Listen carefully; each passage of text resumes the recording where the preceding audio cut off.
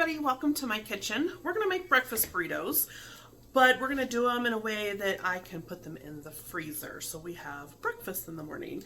So the first thing we're going to do, I have my skillet going. I've already cooked the bacon, and this version I actually am adding hash browns, cooked hash browns. So the fun part about this is you can kind of add whatever you want. So if you prefer sausage, do sausage. If you want bacon, do bacon. If you want tomatoes, you get to do whatever you want. So this is my version of breakfast burritos. So in our bowl here we have 10 eggs, and so we're just going to give them a nice whisk.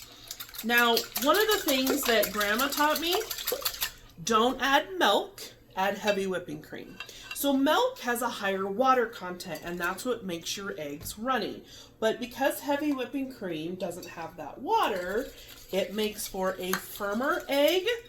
With it makes it creamier. And so I add heavy whipping cream. For 10 eggs, I added about 1/4 cup. So you can omit that if you want, but my grandma's eggs were amazing. So we're just gonna add this.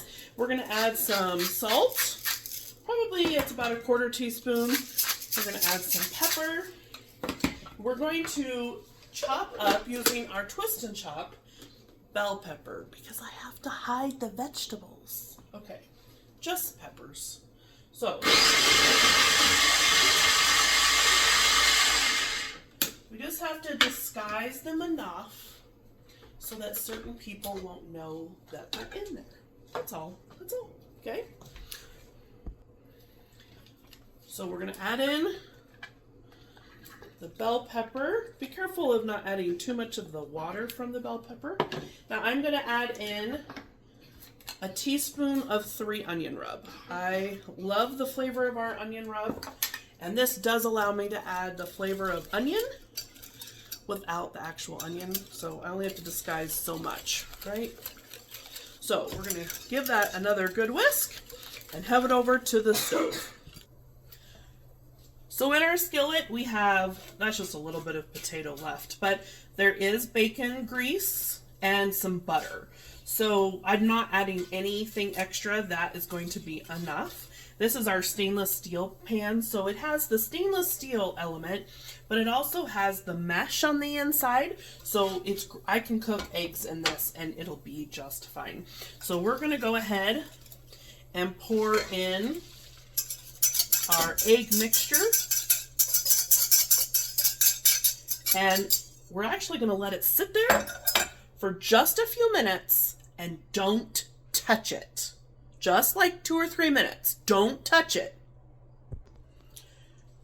Now when you do touch it, you're going to just go like this, and you're just going to bring it forward or back, wherever, however the direction, and see, you're just doing that. So now you have this amazing egg starting to cook. And so we'll let it sit for another minute or so, and then we'll do it again. So just that initial time, but this is how you get the best eggs.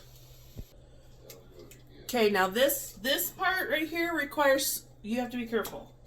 I am charring the tortillas because this adds a really awesome flavor.